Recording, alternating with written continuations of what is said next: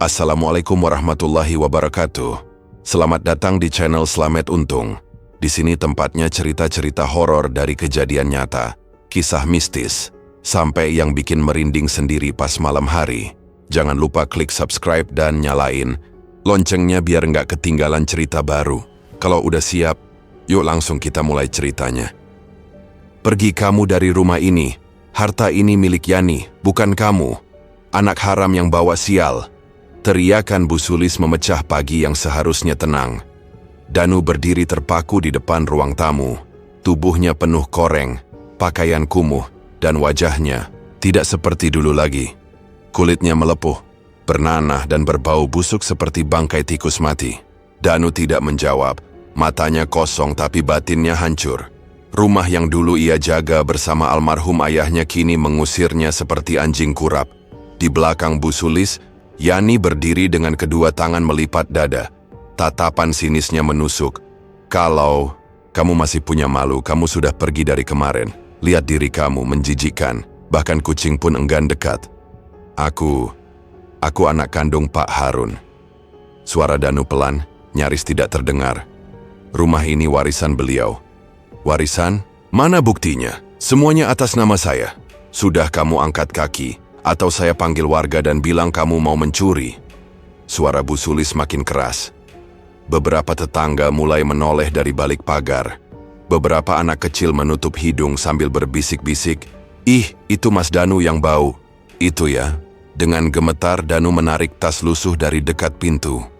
Tak ada yang ia bawa selain 2 potong baju dan selembar foto almarhum ayahnya.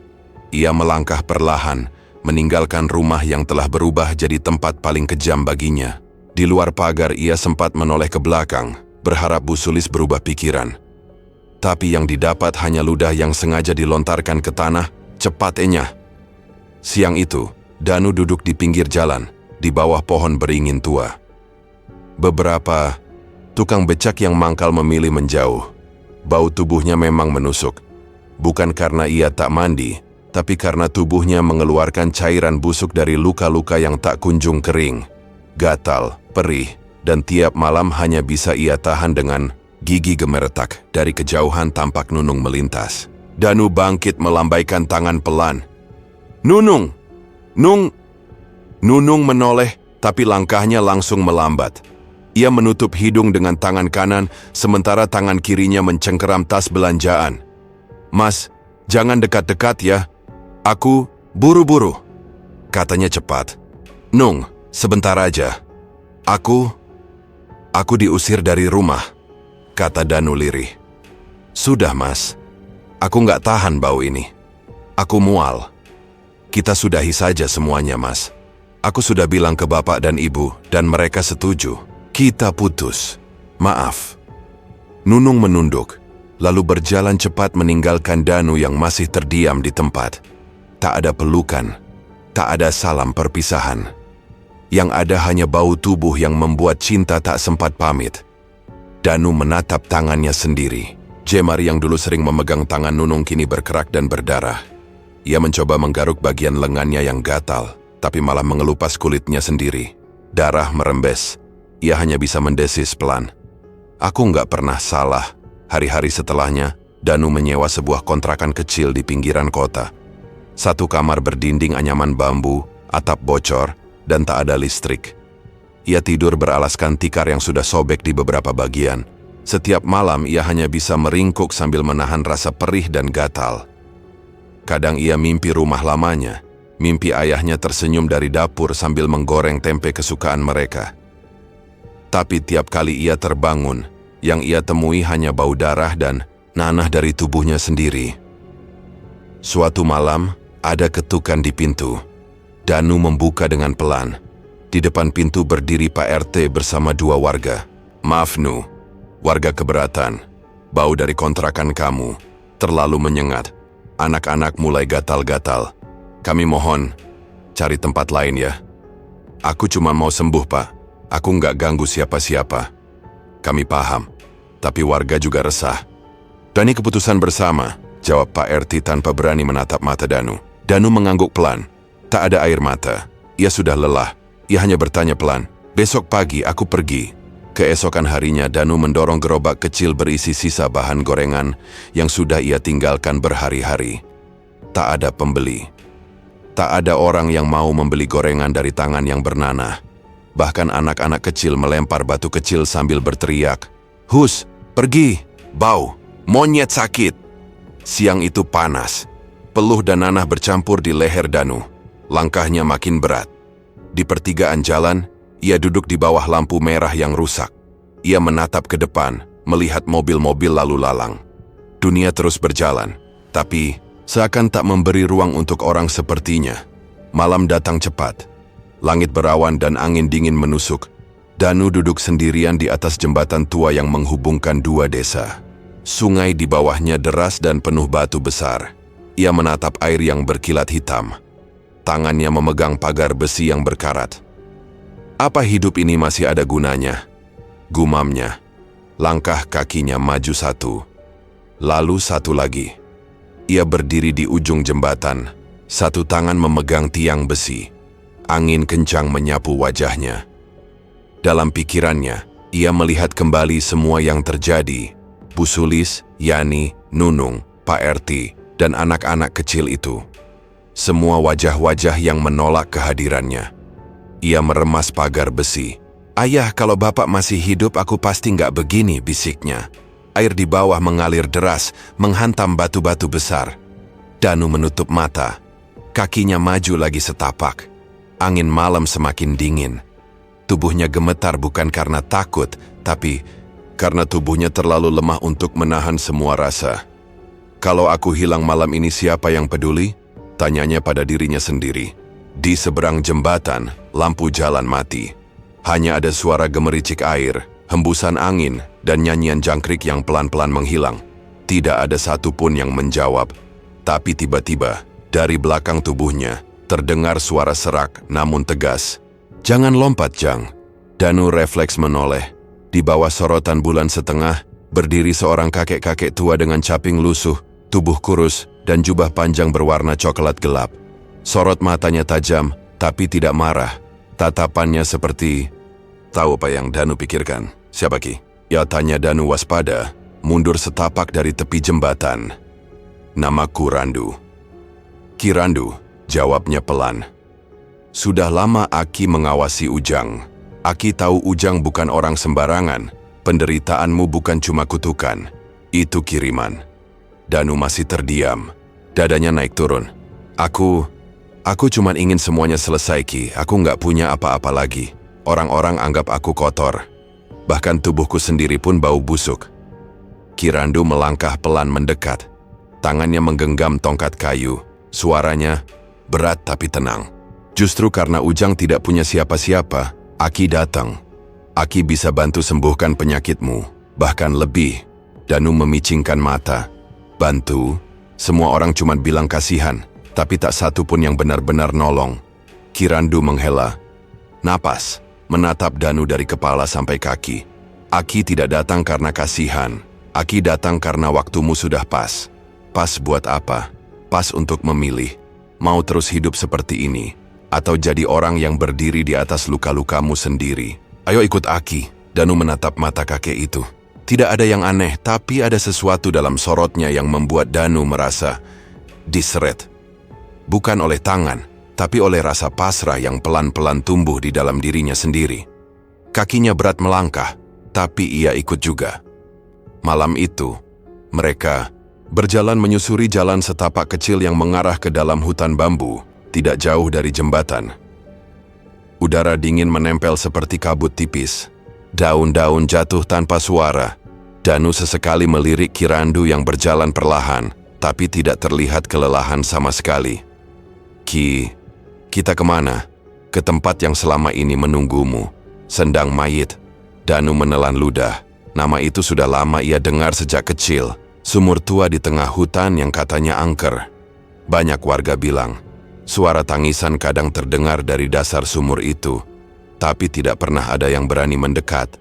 Setelah menuruni jalur licin dan sempit, akhirnya mereka sampai di sebuah lahan terbuka kecil. Di tengahnya ada sebuah sumur tua yang mulutnya ditutup dengan kayu. Di sampingnya berdiri sebuah gubuk kecil. Danu memicingkan mata. Ini tempat tinggal Ki. Bukan, ini tempat perjanjian, sahut Ki Randu sambil masuk ke gubuk itu. Danu mengikuti. Di dalam gubuk, aroma kayu tua dan dupa kering bercampur. Beberapa botol berisi cairan kuning dan hitam tersusun di rak bambu. Ki Randu duduk di tikar, pandan yang agak lapuk. Di depannya ia menyalakan pelita kecil dari kaleng bekas. "Duduklah. Sebelum semuanya dimulai, Aki ingin tanya satu hal," kata Ki Randu. "Apa Ki? Seberapa dalam Ujang ingin hidup? Seberapa besar Ujang ingin membalas?" Danu menggertakkan gigi. "Aku ingin semuanya hancur. Orang-orang yang bikin aku kayak begini. Aku ingin mereka tahu rasa." Ki Randu mengangguk.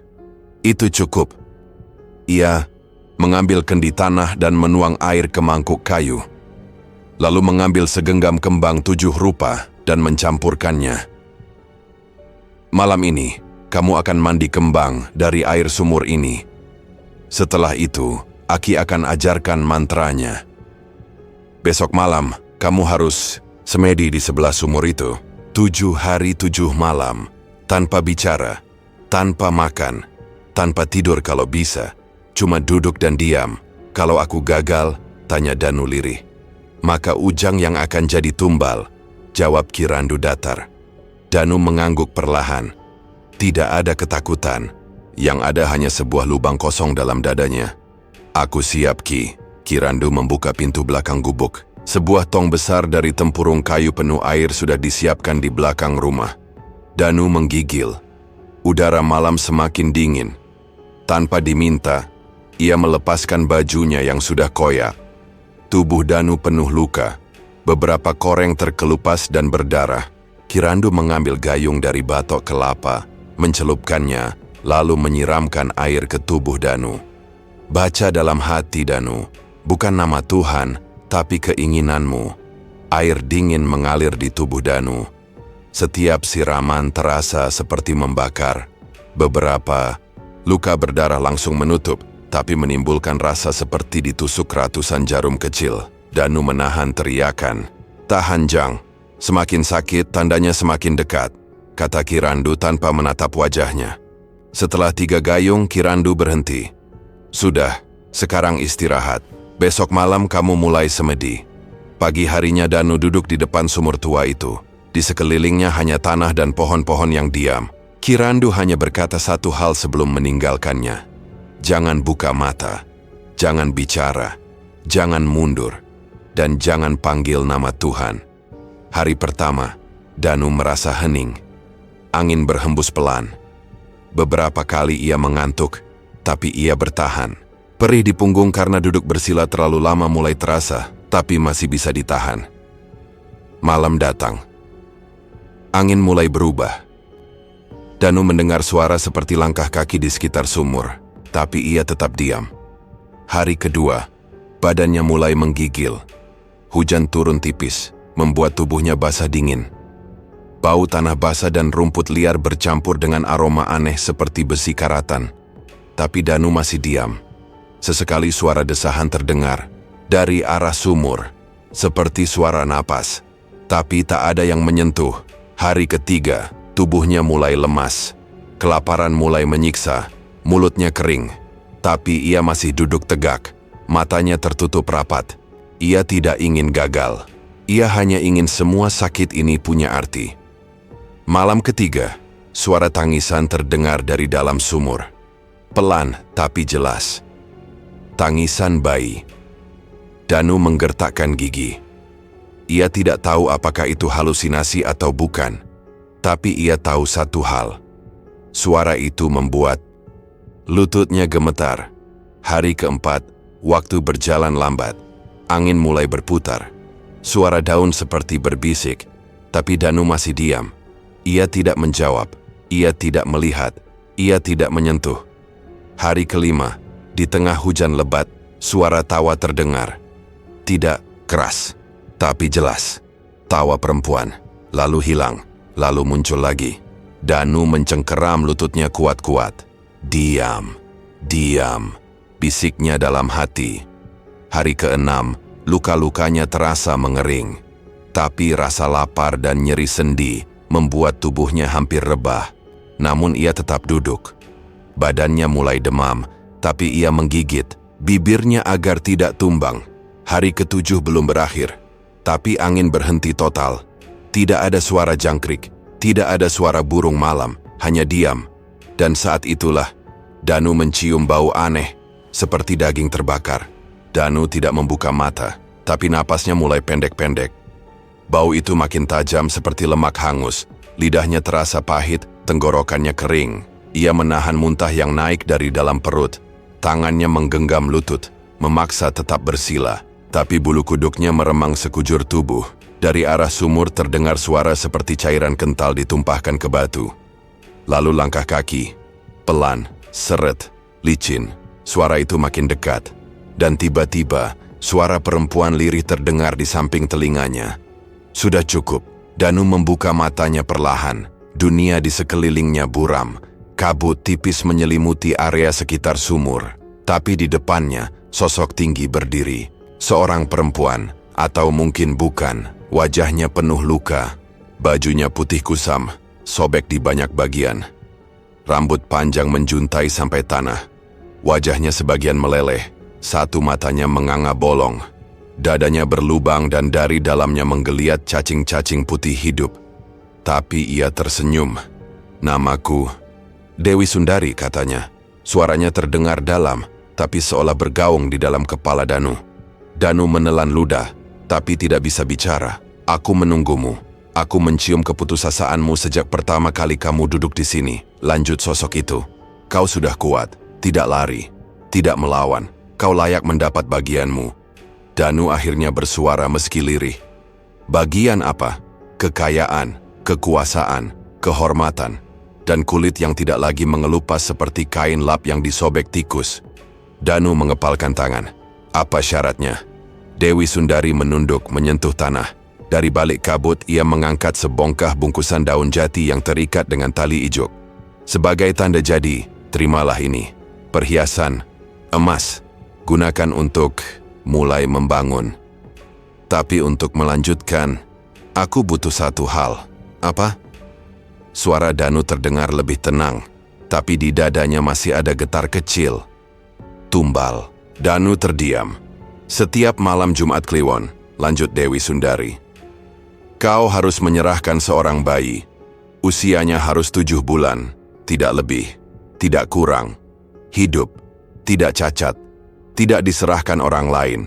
Harus dari tanganmu sendiri." Danu menunduk. "Bayi 7 bulan. Ya, itulah yang kubutuhkan untuk mempertahankan kekuatanku. Dan kau butuh aku untuk mempertahankan keinginanmu. Kalau aku menolak," gumam Danu. Wajah Dewi Sundari berubah. Dari tersenyum menjadi menegang. Mulutnya terbuka dan dari dalamnya keluar uap hitam. "Maka kulitmu akan kembali membusuk. Kau akan mati, Danu. Tapi bukan karena penyakit. Karena aku akan menguliti tubuhmu hidup-hidup." Danu terdiam cukup lama, lalu mengangguk perlahan. "Aku terima." Dewi Sundari tertawa kecil. "Bagus. Maka malam ini kau resmi jadi pengikutku." Ia meletakkan bungkusan daun jati di tanah. "Ambillah. Gunakan untuk hidup baru." Danu meraihnya dengan tangan gemetar. Ia tidak tahu apa isi sebenarnya, tapi bungkusan itu berat, hangat.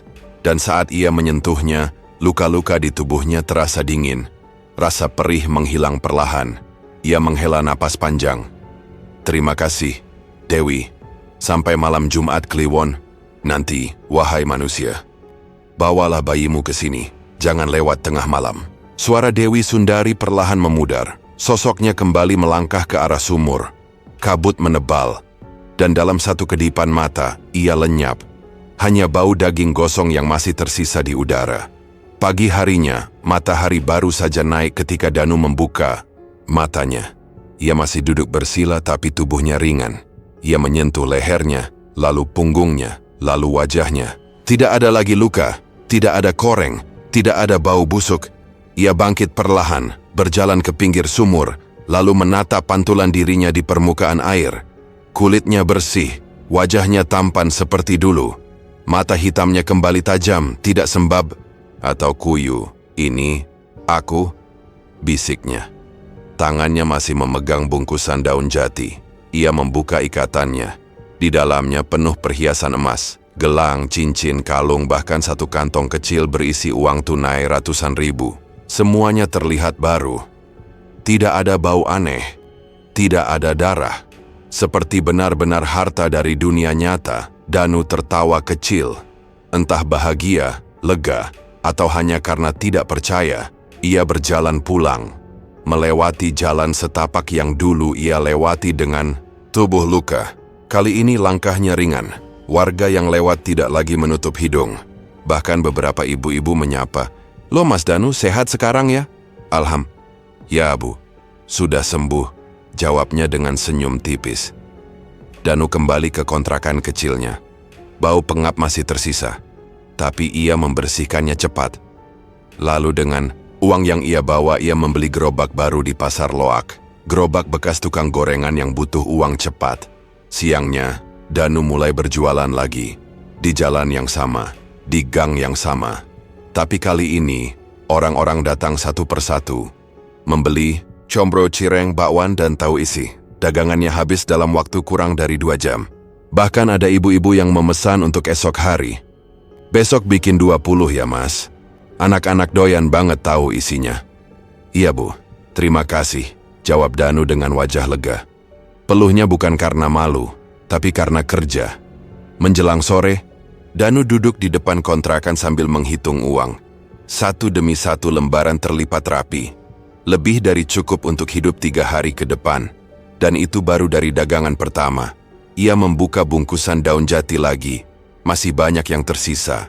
Ia simpan di bawah tumpukan baju, di dalam peti kecil yang ia kunci dengan gembok baru. Malam harinya tubuhnya terasa ringan. Untuk pertama kalinya dalam waktu yang lama, ia tidur tanpa menggaruk kulit, tanpa bau nanah, tanpa mimpi buruk. Ia hanya mendengar suara pelan di dalam kepalanya. Suara tawa yang tidak keras tapi jelas. Tawa perempuan. Danu membuka mata. Subuh belum lama lewat. Di luar suara ayam baru terdengar 1-2 kali. Kontrakan kecil itu dingin dan lembab, tapi tubuhnya tetap nyaman. Ia bangkit pelan, duduk di atas tikar yang mulai lembab di bagian pinggir. Tangannya menyentuh kulit lehernya. Masih bersih.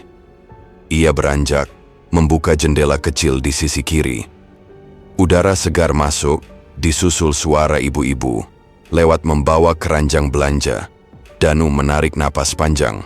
Ini pertama kalinya pagi terasa seperti pagi. Setelah mencuci wajah, Danu keluar membawa gerobak dagangannya. Kini ia tidak lagi menunduk saat lewat di depan rumah warga. Beberapa menyapa, bahkan tersenyum. "Mas Danu sehat ya sekarang? Tambah bersih aja mukanya." "Wah, dagangan makin laris nih." Danu hanya tersenyum kecil dan menunduk sopan. Di dalam hatinya ada suara lain. Suara tawa kecil dari dalam kepalanya itu belum hilang. Bahkan terkadang terasa mengusap tengkuknya dari dalam. Siang itu, saat sedang berhenti sebentar di tikungan gang dekat pos ronda, seorang perempuan lewat sambil mengelus perutnya. Perutnya tidak besar tapi jelas terlihat membuncit. Wajahnya cerah dan senyumnya lebar. "Mas Danu, jualannya enak banget. Saya lagi ngidam gorengan loh." Suara itu membuat Danu menoleh cepat. "Bu Nilam," istri Pak RT Danu tersenyum. "Wah, Bu Nilam lagi ngidam? Mau pesan yang mana?" "Combro pedas. Tapi harus yang Mas Danu goreng langsung ya, panas-panas. Soalnya, saya lagi ngidamnya spesifik." Bu Nilam tertawa kecil sambil menepuk pelan perutnya. Danu melirik perut itu. "Kalau boleh tahu, usia kandungannya berapa bulan, Bu?" "Baru 7, Mas." "Tapi kata bidan, bayinya sehat, laki-laki," jawab Bu Nilam bangga. "Tapi saya kasihan Pak RT nggak bisa temenin. Lagi nengok orang tuanya di kampung." "Wah, semoga sehat terus ya, Bu. Nanti saya buatin khusus. Malam aja sekalian, Bu. Biar panas dan fresh." Bu Nilam tampak senang. "Serius? Saya datang? Ya ke kontrakan Mas Danu? Silakan. Jam 8 malam juga boleh," jawab Danu pelan. Bu Nilam mengangguk dan melenggang. Danu tidak berkata apa-apa lagi, tapi tangannya menggenggam gagang gerobak lebih erat dari biasanya. Ia tidak merasa senang, tapi dadanya terasa penuh. Sesuatu mulai bergerak dari dalam. Malamnya, Hujan turun gerimis. Danu sibuk di dapur kecil kontrakannya. Ia memarut singkong, mengisi sambal oncom ke dalam adonan, dan menggoreng satu persatu. Bau kombro memenuhi ruang sempit itu. Minyak berdesis, dan uap panas menempel di dinding seng. Jam 8 lewat sedikit, ketukan terdengar di pintu. "Mas Danu?" Suara Bu Nilam terdengar lembut. Danu membuka pintu. Bu Nilam berdiri sambil memayungi dirinya sendiri. Bayinya digendong, di kain jarit. "Saya langsung datang aja, takut combronya keburu habis." "Silakan masuk, Bu. Saya baru angkat yang terakhir," kata Danu dengan senyum tenang. Bu Nilam masuk dan duduk di kursi plastik. Danu meletakkan sepiring combro panas di meja. "Ini, Bu, masih ngebul." Tanpa banyak bicara, Bu Nilam mengambil satu dan langsung menggigit. "Enak banget," gumamnya sambil menepuk-nepuk perut. "Anak saya juga seneng nih." Danu menatap jam dinding.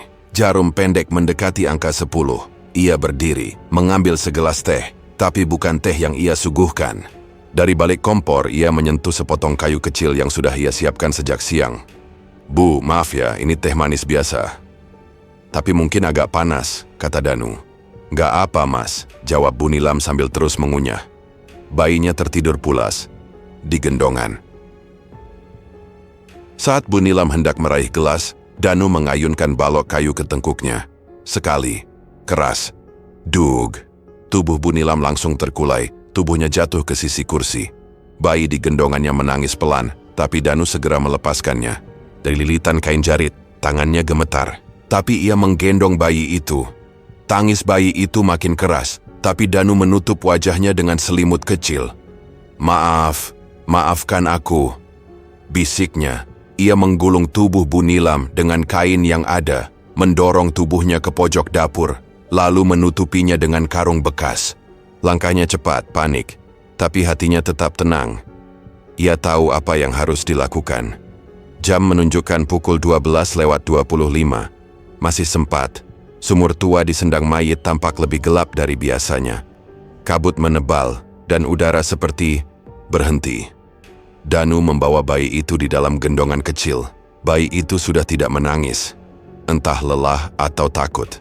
Danu menatap mulut sumur. Detik jam tangannya menunjukkan 12:31. "Aku datang," katanya pelan. Dari sumur itu, bau anyir menyebar. Kabut membelah. Dari balik uap air tanah, muncul sosok tinggi dengan pakaian lusuh, rambut menjuntai, dan tubuh bolong. Cacing-cacing masih keluar dari dadanya, tapi kali ini senyumnya lebih lebar. "Bagus manusia," kata Dewi Sundari. "Kau tepat waktu." Danu menunduk, lalu meletakkan bayi itu di atas tanah. Bayi itu menggeliat pelan. Seketika, kuku Dewi Sundari memanjang, hitam, melengkung. Ia berlutut, menatap bayi itu dengan sorot lapar. Danu menoleh, tidak sanggup menatap, tapi suara di belakangnya begitu jelas. "Ag!" Suara bayi menangis, keras. Lalu terdengar suara koyakan, daging basah, cairan menetes. Tangisan itu berhenti. Danu menutup mulutnya, menahan mual. Tapi suara kunyahan itu tetap terdengar. "Lezat, hangat, hidup," gumam Dewi Sundari. "Tumbal 7 bulan adalah yang terbaik." Danu menunduk. Tubuhnya gemetar. Ia tahu semuanya tidak bisa ia tarik kembali. Tapi dadanya panas, seakan api dan es bertabrakan di dalamnya. Ia tidak menangis, tidak bicara, hanya diam. Pagi harinya, berita tersebar cepat. Jasad Bu Nilam ditemukan di pekarangan belakang rumah warga yang tak berpenghuni. Kepalanya tertekuk dan tubuhnya terbungkus karung. Tapi bayi di gendongannya hilang. Warga gempar. Pak RT yang baru pulang dari kampung langsung jatuh pingsan saat melihat jasad istrinya.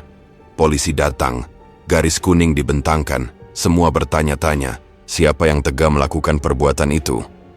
Tapi di sisi lain kota, sebuah gerobak gorengan berdiri gagah di depan ruko baru. Danu berdiri di belakangnya, melayani pembeli dengan senyum. Orang-orang antre, mulut-mulut memuji. Anak-anak menyukai gorengan buatannya. "Mas Danu memang jagoan, dagangannya selalu habis," kata seorang pembeli. Danu hanya mengangguk. Tapi, malamnya saat semua dagangan ludes dan ia menutup pintu ruko kecil yang baru ia sewa, ia duduk di kursi dan memejamkan mata. Di kepalanya suara itu muncul lagi. Tawa, pelan, tapi jelas. Kali ini disusul bisikan. "Satu sudah, kau tahu jalan?" Berikutnya, bukan. Danu membuka matanya perlahan. Suara itu menghilang seketika. Malam sudah larut. Di dalam ruko barunya, lampu neon gantung masih menyala terang. Sisa minyak goreng di wajan belum ia buang. Aroma kombro pedas masih menggantung di udara. Tapi semuanya terasa sunyi. Ia berdiri membuka kulkas meneguk air mineral langsung dari botol. Dingin. Tapi tidak bisa mengusir rasa panas yang menyelinap di balik tengkuknya. Ia melangkah keluar, berdiri di trotoar depan ruko. Udara malam terasa berat. Jalanan mulai sepi. Mobil hanya sesekali melintas. Danu mengeluarkan rokok dari sakunya. Ia menyalakan, mengisap dalam-dalam, lalu buang napas perlahan. Di matanya, ada bayangan. Rumah lama. Pagar yang pernah menolak tubuhnya. Wajah Bu Sulis. Sudut bibirnya tertarik sedikit, tapi senyum itu tidak hangat. Beberapa hari kemudian, di sisi lain kota, suara jeritan menggema dari dalam rumah besar bercat hijau tua. Yani berdiri di depan kamar mandi sambil menutup hidung. "Ibu, ya Allah, ini bau apa sih?" Dari dalam Bu Sulis terduduk lemas. Rambutnya kusut, wajahnya penuh bintik merah. Tubuhnya dilapisi borok dan koreng yang terus mengelupas. Beberapa bagian berdarah, beberapa lainnya bernanah. Ia mencoba berdiri, tapi kakinya bergetar. "Yan, bantu ibu. Ini semua salah Danu, dia pasti balas." Yani menggeleng menjauh. "Ibu udah ke dokter, ke dukun, gak sembuh-sembuh juga. Saya capek bu, rumah ini sekarang bau kayak kamar bangkai." Dari dapur, Irfan ikut berteriak. "Sakit apaan sih?" "Bu, kalau nular ke anak saya gimana? Dia masih di dalam kandungan loh." "Irfan, tolong, jangan." "Ibu ini," suara Bu Sulis serak, hampir tak terdengar. Tapi tangannya tetap meraih keluar, Yani menarik napas panjang. "Bu, kita nggak bisa terus begini. Tiap malam, saya dan Irfan tidur pakai masker. Gatal-gatal nggak hilang, kasur bau, sprei sampai bolong. Ibu, nggak tahu kenapa bisa begini. Ini balik ke ibu. Ini telu." Bu Sulis mulai menangis. Tapi air matanya bercampur cairan kuning dari mata sebelah kiri. Irfan datang, berdiri di samping Yani, sambil memegangi kain di hidung. "Bu, kita nggak tega, tapi kondisi ibu parah. Mending ibu pulang ke kampung halaman. Atau ke rumah sakit sekalian, biar ditangani yang benar." Bu Sulis memaksa berdiri. "Kalian mau usir ibu?" Yani menoleh tajam. "Ibu dulu usir Danu kayak binatang. Sekarang ibu marah kalau digituin balik?" Beberapa jam setelah pertengkaran itu, sebuah mobil tua tanpa plat resmi berhenti di depan tempat pembuangan sampah di pinggir kota. Pintu belakang terbuka. Dari dalam, Irfan turun lebih dulu, diikuti Yani. Mereka membopong tubuh Bu Sulis yang diselimuti kain lusuh. Perempuan itu tidak melawan. Tubuhnya sudah terlalu lemas. Setiap gerakan kecil menimbulkan rasa perih luar biasa di kulitnya. Yani membuka karung besar dari jok belakang. "Bu, maaf. Saya nggak sanggup lagi. Rumah itu sekarang penuh lalat. Tetangga mulai curiga. Nanti saya kirim uang. Ibu istirahat dulu di sini ya." Irfan ikut bicara. "Kita bilang ke warga. Ibu pulang ke kampung. Jangan cari kami." Bu Sulis hanya menatap, matanya kosong. Mulutnya bergerak-gerak, seperti hendak membaca doa. Tapi tidak terdengar suara. Tangannya mengepal, tapi tak bisa mengangkat. Badannya menggigil pelan, tapi tak ada yang peduli. Mobil itu meninggalkan Bu Sulis di pinggir tumpukan sampah. Di kejauhan, suara bel truk sayup terdengar. Angin berhembus membawa bau busuk. Langit mendung. Tak ada yang tahu siapa yang akan datang lebih dulu. Hujan atau maut. Sore itu, Danu baru pulang. dari pembukaan cabang baru di pinggiran kota. Mobil barunya melaju pelan karena jalan macet. Di kursi penumpang belakang ada koper kecil berisi uang hasil penjualan perdana. Di setir, Danu memutar volume radio kecil. Tapi saat melewati tikungan tempat pembuangan akhir, ia menoleh sekilas.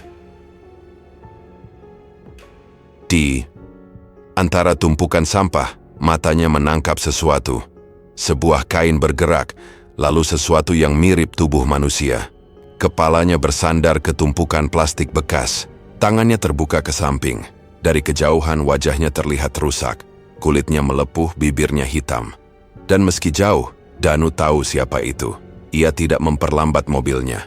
Ia hanya melihat sekilas dari spion dan membiarkan mobil terus melaju. 200 meter kemudian terdengar suara rem truk dari belakang, lalu bunyi keras, seperti tubuh besar menghantam logam. Danu tidak menoleh, tidak berhenti, tidak bertanya. Ia terus menatap jalan. Pagi keesokan harinya berita kecil muncul di koran lokal. Perempuan paruh baya tewas tertabrak truk di lokasi sampah.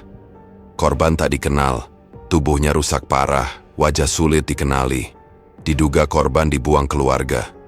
Di Salah, satu warung kopi, beberapa warga membicarakannya. Katanya itu Bu Sulis ya? Tanya seseorang. Lah iya, dulu tinggal di RT sebelah. Tapi katanya akhir-akhir ini sakit aneh. Nggak pernah keluar rumah. Anaknya? Mana? Nggak tahu. Kabarnya malah anak dan menantunya pergi entah kemana. Danu duduk di ruang belakang. Ruko. Ia membaca koran itu sambil menyeruput kopi. Tidak ada ekspresi di wajahnya. Hanya satu kalimat yang keluar pelan, seperti gumaman. Satu lunas. Tangannya meremas koran itu dan melempar ke tempat sampah. Di luar, suara pelanggan mulai berdatangan. Anak-anak kecil menjerit minta gorengan. Ibu-ibu antre sambil cerita gosip. Semua sibuk dengan hidup masing-masing. Danu berdiri, membuka rolling door. Senyum tipis tergambar di wajahnya. Tapi dadanya masih kosong. Pembalasan sudah dimulai. Tapi rasa lega belum datang. Ia menunduk sebentar menatap jemarinya sendiri. Tidak bergetar, tidak dingin. Tapi entah kenapa, ada satu bagian dalam dirinya yang tetap terasa beku. Di kepalanya, suara tawa itu kembali terdengar. Tidak keras, tapi sekarang terasa lebih dekat. Lalu muncul suara bisikan lain. Pelan, tajam. Kau tahu masih ada yang harus dibayar. Danu diam di tengah ruang ruko. Sendok adonan masih menggantung di tangan. Ia mematung. Tapi wajahnya tidak menunjukkan kejutan. Tidak marah. Tidak takut. Hanya hening. Pelan-pelan ia letakkan sendok ke dalam baskom. Lalu menarik napas dalam. Aku tahu. Bisiknya sore itu langit mendung. Uap gorengan menyebar ke jalan. Pelanggan mulai berkurang karena gerimis. Danu menutup rolling door lebih cepat dari biasanya. Ia belum sempat duduk saat seseorang mengetuk pintu belakang. 3 kali. Tidak terlalu keras, ia membuka pintu. Di depan berdiri seorang perempuan berkerudung dengan wajah lelah, mata bengkak, dan pelipis sedikit memar. Di belakangnya seorang pria berdiri diam dengan tangan menyelip di saku jaket. Perempuan itu langsung berkata, "Danu, ini aku, Yani." Danu diam sejenak. Matanya menyapu wajah Yani dan Irfan bergantian. Lalu pelan-pelan ia membuka pintu lebih lebar. Masuklah. Mereka duduk di kursi plastik. Danu berdiri di depan mereka. Tidak menyuguhkan apa-apa. Tidak bertanya lebih dulu. Rumah kami terbakar, ucap Yani. Gak tahu kenapa, kata tetangga. Ada suara ledakan dari dapur. Lalu api langsung besar. Kami gak sempat selamatin apa-apa. Danu hanya mengangguk pelan. Irfan menunduk. Kami sekarang numpang di rumah teman. Tapi itu pun cuma sementara. Yani menarik napas. Aku nggak tahu harus kemana. Jadi aku ke sini. Meskipun, ya, aku tahu kami dulu jahat sama kamu. Aku cuma butuh sedikit bantuan. Danu menatapnya. Tajam. Tidak ada dendam di matanya. Tapi tidak juga ada empati. Yani menggenggam tangan Danu. Tolong Nu. Anak kami. Usianya 7 bulan. Dia belum bisa apa-apa. Kami nggak minta banyak. Cuman uang buat kontrakan sebulan aja. Sementara, nanti aku kerja. Danu diam sejenak. lalu berjalan ke dalam, membuka koper kecil di lemari bawah. Ia menghitung lembaran uang. 100.000, 200.000, sampai 1 juta. Lalu lanjut, sampai 10 juta. Ia kembali ke ruang depan dan menyerahkan uang tunai itu tanpa amplop. 10 juta, ambil, dan jangan cari aku lagi. Yani menangis. Ia berlutut, memeluk kaki Danu. Terima kasih Danu, aku akan ingat ini seumur hidupku. Irfan juga berdiri dan mengangguk sopan. Kau lebih baik dari yang kami sangka. Danu hanya berkata pelan, semoga anak kalian sehat. Malam itu hujan deras. Kilat sesekali menyambar di kejauhan. Di kontrakan kecil yang dipinjamkan oleh teman, Irfan yani tidur di tikar dengan anaknya yang mungil di pelukan. Bayi itu sudah tertidur sejak maghrib. Tubuhnya hangat, nafasnya teratur. Irfan duduk di sudut ruangan sambil memandangi layar ponsel, sesekali mengusap mata. Besok kita cari kontrakan tetap, ya, katanya lirih. Yani hanya mengangguk sambil menatap anaknya. Lalu memejamkan mata. Tepat pukul 12:20, udara dalam kamar tiba-tiba berubah dingin. Angin berhembus dari sela-sela ventilasi, meski semua pintu tertutup. Lampu mulai meredup. Di dinding, bayangan bergerak sendiri. Tidak mengikuti tubuh siapapun. Tidak menempel pada apapun. Suara desis muncul dari bawah pintu. Lalu suara langkah, pelan. Lalu sunyi lagi. Bayi itu menggeliat dalam pelukan Yani. Bibirnya bergerak, seolah ingin menangis tapi tidak jadi. Tiba-tiba, sosok samar muncul di atas tubuh kecil itu. Perempuan, rambut panjang, bajunya putih sobek, dadanya bolong, penuh cacing, wajahnya hanya separuh. Dewi Sundari tidak bersuara. Ia membungkuk, mengulurkan kuku panjang hitam ke arah dada. Bayi. Yani masih tidur. Irfan juga. Udara makin dingin. Dinding berembun. Suara jangkrik di luar mendadak berhenti. Lalu bayi itu terdiam. Nafasnya pelan, dan dalam satu tarikan cepat, tubuh mungil itu lenyap dari pelukan ibunya. Tidak ada darah, tidak ada suara. Hanya satu tetes air hangat yang jatuh ke tikar. Bau anyir menyusul pelan-pelan. Pagi harinya, jeritan Yani membangunkan warga sekitar. Beberapa orang berlarian ke dalam kontrakan. Irfan tergopoh dari luar membawa bubur untuk sarapan. Tapi saat masuk, ia melihat tubuh Yani terguncang di pojok kamar. Matanya merah, napasnya terengah, dan tangannya menunjuk ke tengah ruangan. Bayi mereka tidak ada. Setelah pencarian singkat, salah satu warga menemukan tubuh. Bayi itu tergeletak di ladang kosong, hanya 20 meter dari kontrakan. Tubuhnya dingin, matanya terbuka. Tidak ada luka, tapi perutnya kempis, dan dari mulutnya mengalir lendir kekuningan. Irfan pingsan di tempat. Yani menjerit sampai suaranya habis. Polisi datang, wartawan lokal ikut meliput. Tapi tak ada jawaban. Tidak ada jejak. Tidak ada saksi. Di tempat lain Danu duduk di ruang tengah sebuah ruko baru, lebih luas. Di pusat kota, meja kayu panjang, rak bumbu tertata, kompor 2 tungku. 3 karyawan sibuk menyiapkan bahan dagangan. Ia melihat laporan penjualan dari cabang barunya. Angka-angka meningkat tajam. Pesanan daring makin padat. Beberapa toko oleh-oleh mulai meminta kerjasama. Danu tidak bicara banyak. Ia hanya duduk menatap data. Tapi di sudut bibirnya ada senyum kecil. Dan di dalam dadanya suara tawa itu kembali hadir. Kau makin pandai memilih. Tapi suaranya pelan, masih dari dalam kepala, masih dengan bisikan seperti kabut. Bayimu berikutnya. Lebih sulit ditemukan, bukan? Danu terdiam. Ia berdiri, melangkah ke toilet di lantai atas, menatap cermin. Wajahnya bersih, tampan, matanya tajam, tapi di bawah kulit itu dadanya sesak. Bukan karena bersalah, tapi karena kenyataan itu benar.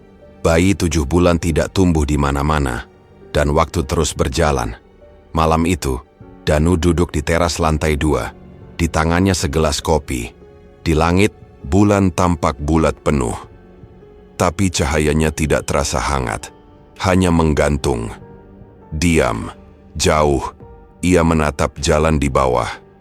Lalu berkata pelan, seperti bicara ke dirinya sendiri, atau ke sesuatu yang sedang duduk di sampingnya. Satu keluarga sudah. Tapi kenapa rasanya masih kosong? Suara angin tidak menjawab. Tapi dada Danu terasa makin berat, seolah dari balik punggung ada mata yang mengintip menunggu menuntut. Ia meneguk kopi yang sudah dingin, lalu berdiri pelan. Jam dinding di dalam ruangan menunjukkan pukul 9 malam. Ia berjalan masuk, menutup pintu, dan mematikan lampu teras. Tapi suara itu belum benar-benar hilang, hanya mereda. Keesokan paginya, Danu pergi ke pasar besar untuk memantau cabang barunya. Ia mengenakan jaket hitam dan topi. Bukan karena menyamar, tapi karena malas disapa terlalu banyak orang. Jalanan ramai, penjual berseru, motor berlalu lalang, anak-anak berlarian di sela kios. Tapi langkah Danu terhenti tiba-tiba. Di seberang jalan, berdiri seorang perempuan menggendong bayi. Rambutnya disanggul sederhana, bajunya lusuh. Ia berdiri di depan apotek sambil membuka dompet kosong. Di sebelahnya, seorang wanita tua, mungkin ibunya, memegangi botol susu plastik yang tinggal seperempat. Bayi itu merengek pelan, kehausan. Danu memicingkan mata. Sekilas, wajah perempuan itu masih familiar. Ia menyeberang cepat, berjalan pelan, melewati mereka. Saat jaraknya cukup dekat, ia berhenti. "Nunung?" Perempuan itu menoleh, wajahnya pucat, mata berkantung. Tapi begitu melihat Danu, ekspresinya berubah gugup. Ia menggeser gendongan, lalu berkata pelan, "Mas Danu." Danu mengangguk. "Kamu, ini anakmu?" Nunung mengangguk pelan. "Iya, baru 7 bulan. Suaminya meninggal beberapa bulan setelah nikah, duda. Tapi anak-anaknya rebutan harta. Aku nggak dapat apa-apa. Sekarang tinggal sama ibu lagi." Danu melirik wanita tua di sebelah. "Nunung." Tangan kirinya gemetaran saat menyuapi si bayi. "Sudah makan?" tanya Danu. Nunung menggeleng. "Baru mau beli bubur, tapi uangnya nggak cukup. Susu anak juga habis." Danu membuka dompet, mengambil beberapa lembar uang ratusan ribu. "Ini, buat kamu dan anakmu." Nunung menatap uang itu ragu, tapi akhirnya menerimanya dengan 2 tangan. "Makasih, Mas. Aku nggak tahu harus bilang apa." "Bilang aja, kamu masih hidup," jawab Danu pendek. Lalu ia pergi. Malam harinya Danu duduk di kamar ruko. Lampu redup. Di meja, terpampang kertas dengan coretan nama dan tanggal. Di tengahnya tertulis besar, tumbal ketiga. Di bawahnya, bayi Nunung, usia 7 bulan. Jumat Kliwon 2 hari lagi. Tangannya menggenggam pena, tapi tidak menulis apa-apa. Ia menatap kosong ke tembok. Suara tawa samar mulai terdengar lagi di kepala. "Bagus, dia kembali. Dendammu dan darahnya akan menyatu." Danu berdiri, membuka jendela. Udara malam terasa kotor, tapi ia menghirupnya dalam-dalam, lalu menutup lagi. Ia tahu langkahnya sudah setengah jalan. Ia tidak mungkin berhenti. 2 hari kemudian, malam Jumat Kliwon tiba. Hujan turun deras. Petir sesekali membelah langit. Di rumah kayu kecil milik Ibu Nunung, hanya ada 3 orang malam itu. Nunung, anaknya, dan seorang pria tua dengan jenggot putih dan mata tajam. Ia mengenakan sarung dan kopiah lusuh. Di tangannya ada tasbih. Suaranya berat, tapi lembut. "Rumah ini nggak aman, Nung," ucap pria itu. "Kenapa, Pak De?" tanya Nunung. "Sejak kamu pulang, tiap malam saya mimpi aneh. Ada perempuan datang ke halaman, tapi wajahnya rusak, dadanya bolong." Nunung menelan ludah. "Saya juga sering dengar suara di belakang rumah, Pak De. Kayak ada yang jalan pakai kaki berat." Pria itu mengangguk. "Malam ini saya nggak tidur. Biar saya jaga, kamu istirahat saja." Nunung membawa bayinya ke kamar, menyusui sebentar, lalu tertidur di sampingnya. Ustadz Maulana, begitu warga memanggilnya, duduk bersila di ruang tengah. Lampu minyak redup. Di depannya terbuka mushaf kecil. Bibirnya bergetar, membaca pelan. Hampir pukul 12:10, udara tiba-tiba berubah. Dingin menembus sampai tulang. Uap air muncul dari lantai. Embun menempel di kaca jendela. Meski dari luar tidak tampak hujan, lalu terdengar suara langkah. Perlahan. Lembab. Bunyi gesekan kuku di dinding papan. Di pojok ruangan, bayangan mulai membesar. Dari kegelapan, muncul sesosok perempuan. Bajunya sobek, rambut menjuntai panjang, wajahnya separuh hilang. Dadanya bolong penuh cacing menggeliat. Dewi Sundari Ustaz Maulana membuka mata. Wajahnya tetap tenang. Ia menggenggam tasbih lebih erat. "Pergi," ucapnya pelan. Dewi Sundari tertawa kecil. "Jangan ganggu urusanku, manusia tua. Aku ingin bayinya. Dia sudah dijanjikan." "Tidak ada yang bisa mengambil nyawa tanpa izin Tuhan," jawab Ustaz Maulana. Makhluk itu bergetar. "Kalau begitu kau yang kuambil dulu." Dalam sekejap Dewi Sundari melayang ke arah Ustaz Maulana. Cakarnya melesat, tapi pria tua itu sudah berdiri, membaca ayat kursi keras-keras. Cahaya dari mushaf menyala, ruangan bergetar, suara mencicit. Tajam terdengar dari dalam dinding. "Arr!" Dewi Sundari menjerit, tubuhnya mulai terbakar, cacing di dadanya meleleh, rambutnya berasap, cakarnya mencair. Ia mundur, menggelepar, dan melolong seperti serigala kesakitan. Ustaz Maulana terus membaca. Semakin keras, tangan kirinya menunjuk langsung ke wajah makhluk itu. Dalam hitungan detik, Dewi Sundari meledak jadi asap hitam. Suara tawa dalam kepala. Danu di tempat lain langsung terputus. Hening, kosong, sunyi. Pagi harinya Nunung bangun dan menemukan pakdenya terbaring di tikar masih memegang mushaf. Di luar, langit bersih. Bayinya tidur nyenyak di pelukannya. Tidak ada gangguan, tidak ada suara. Nunung hanya berkata pelan, "Terima kasih, Pade."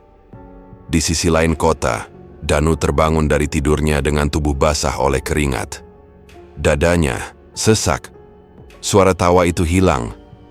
Tapi ada sesuatu yang lain. Lebih berat, lebih gelap. Ia berjalan ke cermin. Wajahnya masih bersih, tapi matanya terlihat kusam. Ia menatap wajahnya sendiri lama sekali, lalu memukul kaca itu dengan kepalan tangan. Detak darah mengalir pelan dari sela jarinya.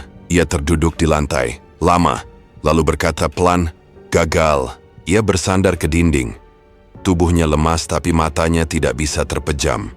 Di luar, suara kendaraan lewat samar-samar. Kota belum tidur, tapi di dalam ruangan itu, seperti tak ada kehidupan. Danu merasa dadanya kosong, lalu berat, lalu panas.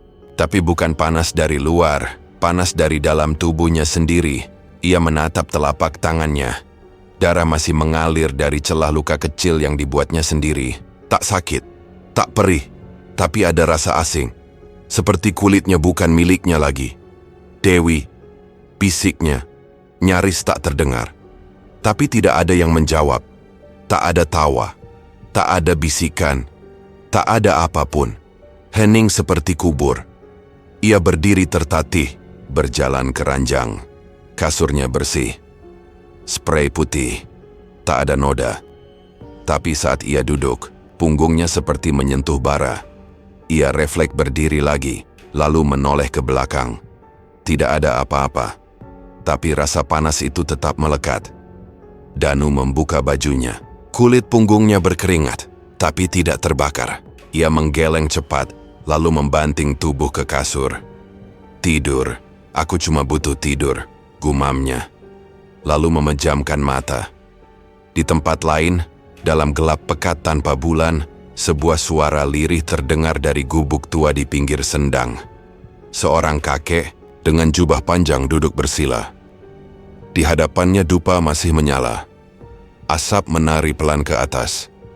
Wajah kakek itu keriput, tapi matanya tajam. "Dialah Kirandu," ia bergumam, seperti berbicara dengan seseorang yang tak kasat mata.